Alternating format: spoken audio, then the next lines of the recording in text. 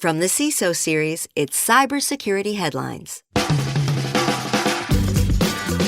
These are the cybersecurity headlines for Monday, September 1st, 2025. I'm Steve Prentice. Velociraptor forensic tool used for C2 tunneling. Researchers at the SOFUS Counter Threat Unit research team are warning of a new variation of the living off the land technique, which takes advantage of open-source forensic software as an entry point.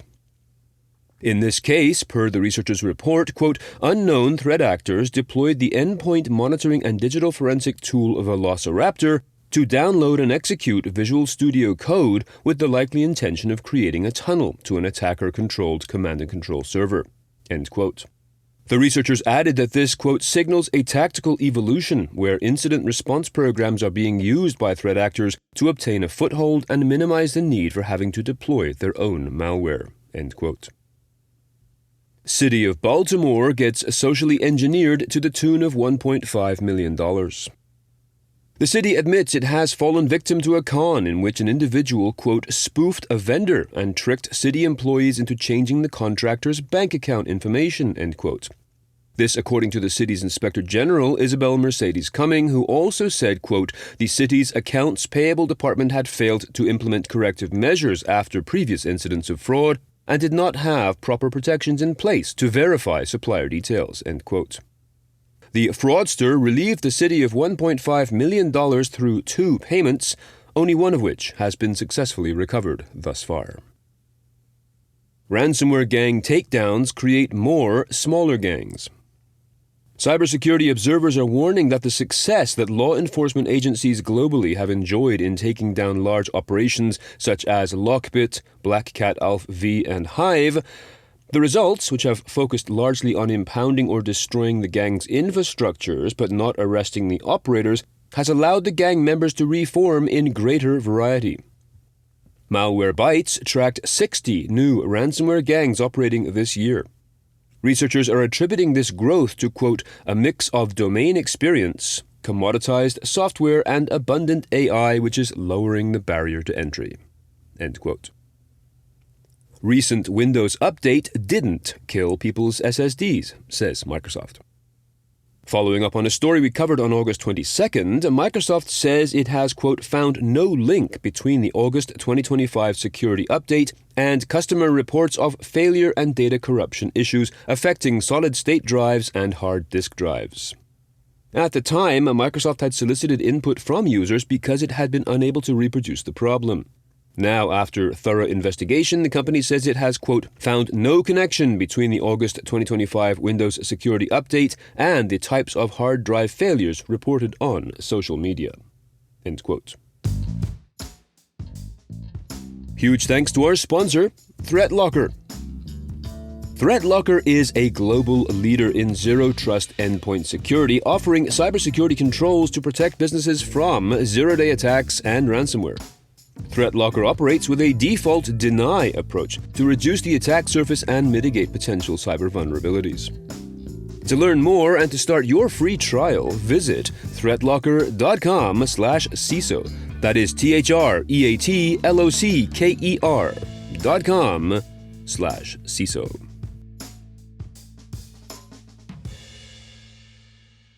One FBI official says Chinese use of private companies is a weakness for them. Another admits, you have been pwned. In response to the FBI alert published last week about the expanding cyber espionage campaign being run by Salt Typhoon, Jason Bilnowski, section chief of the FBI's cyber division, told Cyberscoop that these types of campaigns, in which the Chinese Communist Party uses private companies to carry out the hacking, are actually failures. Bilnowski cites a lack of hands-on control, which has allowed investigators to gain advantage by observing the mistakes these companies make. At the same time, Michael Machtinger, also a section chief of the FBI's cyber division but with a different portfolio from Bilnowski, told the Register that Salt Typhoon's actions mean, quote, there's a good chance this espionage campaign has stolen information from nearly every American, end quote. Amazon halts Russia-linked hijacking of Microsoft device code authentication. Amazon has announced that it disrupted a watering hole campaign run by Russia-linked group APT29, also known as Cozy Bear. The attack used compromised websites that redirected users to spoofed pop-ups made to resemble the Cloudflare "Verify You Are a Human" CAPTCHA in order to capture Microsoft device code authentication data.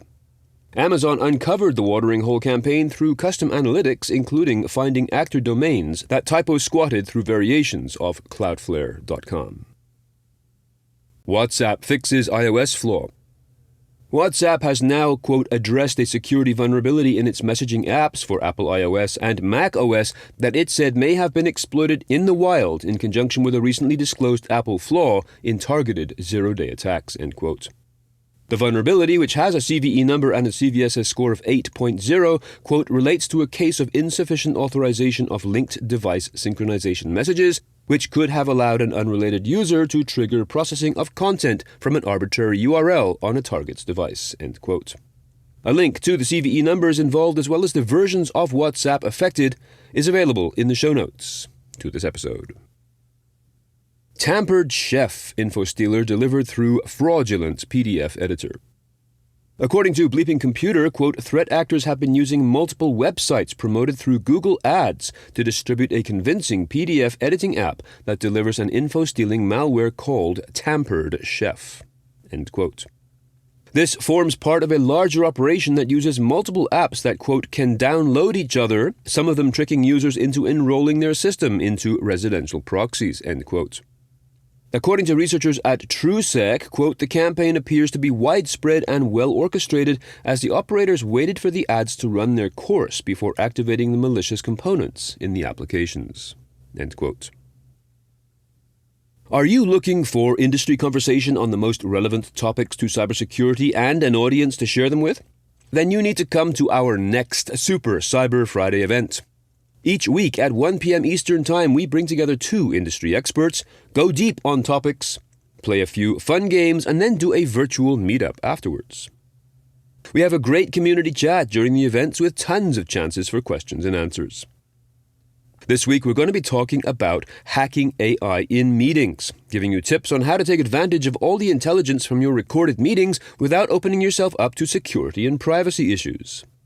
If that sounds fun, then head on over to the events page at cisoseries.com to register. And if you have some thoughts on the news from today or about this show in general, please be sure to reach out to us at feedback@cisoseries.com. We would love to hear from you. I'm Steve Prentice, reporting for the CISO Series. Cybersecurity headlines are available every weekday. Head to cisoseries.com for the full stories behind the headlines.